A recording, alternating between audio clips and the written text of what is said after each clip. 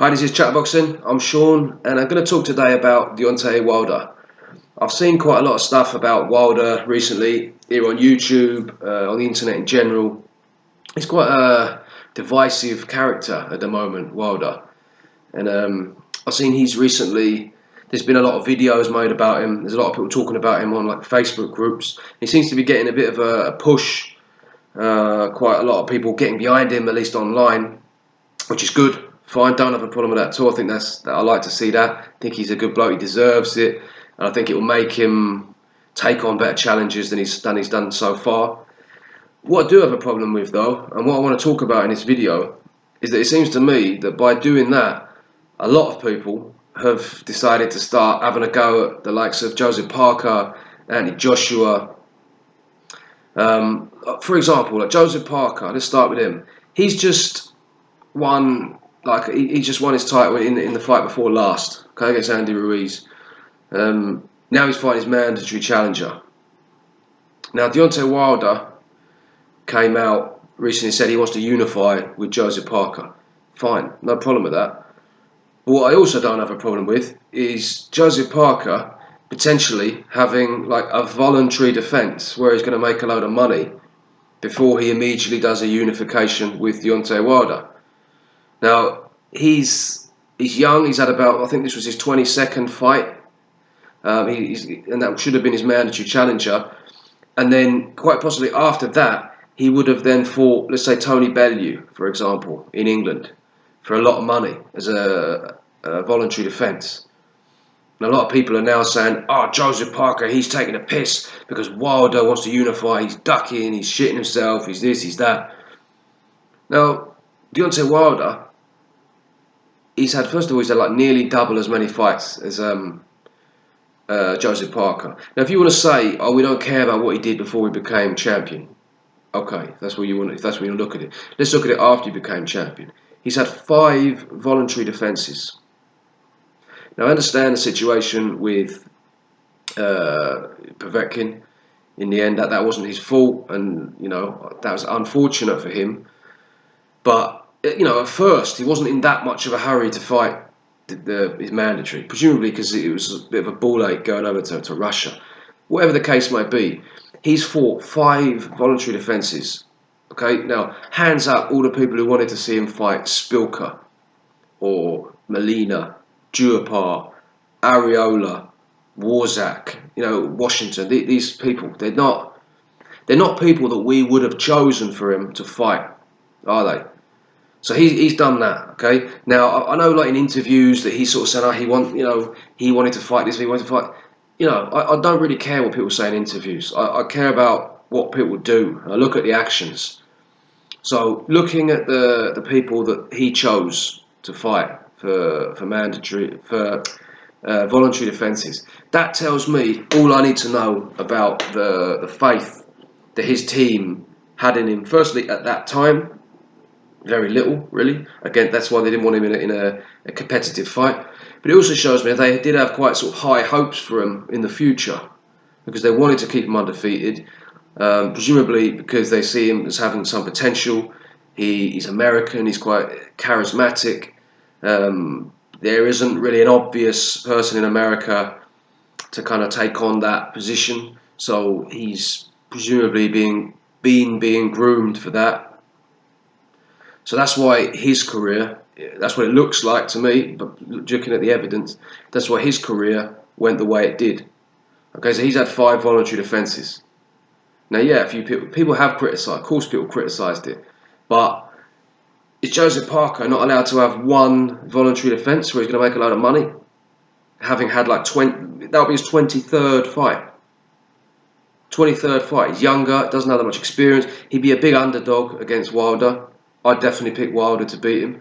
So we're really going to get, that angry and start saying, no, you have to immediately do what Deontay Wilder wants you to do, after him taking so long to get to the point where he is in his career, 38 fights, and remains Stavern being the only sort of half decent opponent on there.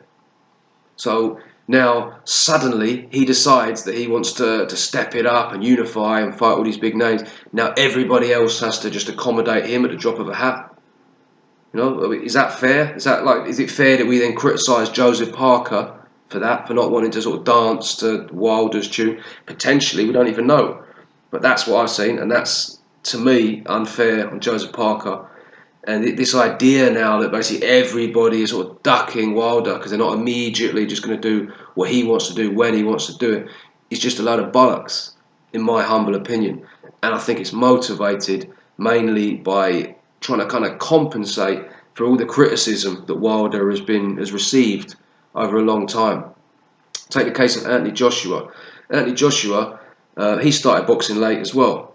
Now, I understand that he's had a much bigger push. He's from the UK, boxing sort of flying at the moment. He's got a very good promoter. He won the Olympic gold medal in his own city. So he's obviously had a lot of people behind him earlier, and they expect stuff from him. So that's fine. He's had more opportunities, you could say, than Deontay Wilder. But still, he got an opportunity to fight for a vacant IBF title. Took Charles Martin. People don't really give him that much credit for that. Fair enough, but what do you expect him to do? Not fight Charles Martin and then sort of wait, or hopefully Klitschko or Luis Ortiz will beat him and then I can beat a credible opponent for it. Took the opportunity. Then he unified with unified with himself with Vladimir Klitschko, all-time great at Wembley Stadium, 90,000 people.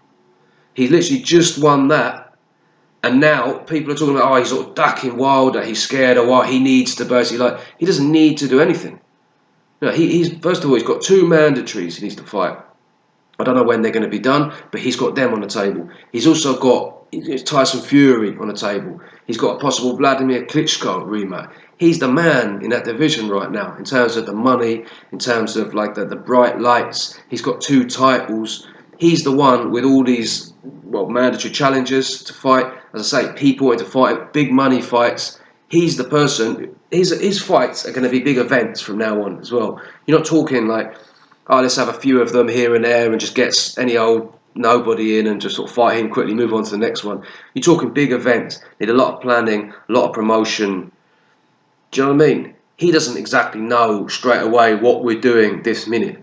So this idea now that Anthony Joshua is now sort of scared of Wilder and he needs to immediately come out and try to sort of sort something out with Wilder ASAP because Wilder, after nearly 40 fights, suddenly decided he wants to do this. So now everybody needs to just immediately drop what they're doing and just accommodate him, just to prove that he does want to take on some tough competition. That's what it seems like to me. Now, that's the past of Deontay Wilder that's got him into the position now where me personally, I don't feel like people like Joseph Parker. I mean, I want to see these fights, don't get me wrong, but I don't see them as having to immediately just accommodate Wilder, just to satisfy the people who want to see Wilder take on better challenges and want to sort of prove that he's not just knocking out bums all the time. That's what I think. So getting back to getting those two out there, getting back to Wilder himself. Now, there's been a lot of talk about whether he wants to unify and stuff like that, and whether he is, trying to step it up. Basically, what we've criticised him of in the past. In my opinion, yes, he does. I believe him. Not that I didn't believe that he personally would have liked to have done it earlier, but I believe that his team will now allow him to do that. I think there's no really other options for them. I think Bermain Stavern has come out and said that he was offered step-aside money. So that's obviously evidence that Deontay Wilder is seriously trying to do it. He made that call out to Joseph Parker when it was actually relevant. When Joseph Parker was looking for an opponent, it wasn't just any old bollocks in an interview. It doesn't mean anything. It was a meaningful call out. He went to London for the Klitschko Joshua. So yeah, I don't have any doubt that Wilder is now trying to step his game up and trying to unify. I commend him for that. I like Deontay Wilder. I can't say that I'm a massive fan of his fighting style. Personally, I prefer people with a bit of finesse. But, I don't think it's as bad as a lot of people make out, to be honest with you. I mean, I definitely put him as one of the top heavyweights. I think he's got quite obvious flaws, we know, but he's also got quite obvious attributes as well. So I think he's going to be a handful for anyone. And I don't sort of just think, the first time he fights someone decent, he's going to lose. I think he's very dangerous for anyone. And I agree, well, I believe, should I say, that he is serious about stepping it up. But I think we should basically slow down with all this talk of like everybody sort of ducking him and everybody, because that's just nonsense, in my opinion.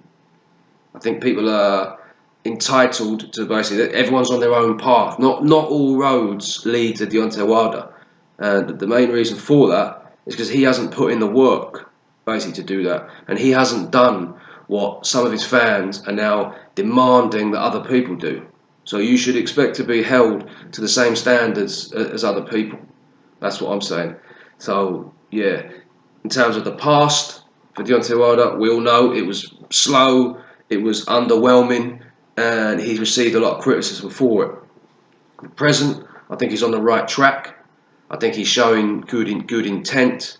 And I think he's serious about making these fights. In terms of the future, yeah, I think it's bright. I think it's bright in the sense that he's going to be in some big fights and he's going to win some of them. Now, I don't believe all this problem now where you have to be undefeated, and if you're not undefeated, you're a nobody. People forget about you. I don't believe in that, especially not for heavyweights.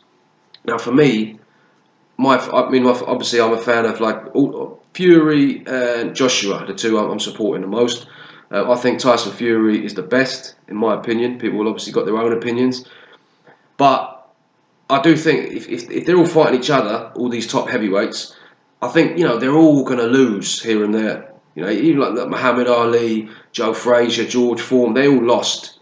You know what I mean? They're all fighting each other and they're all going to lose. So Deontay Wilder, what I don't want to see, if he does fight someone like Joshua, Fury, Ortiz and lose, I don't want them to see, I told you he was rubbish and now let me never hear from him again.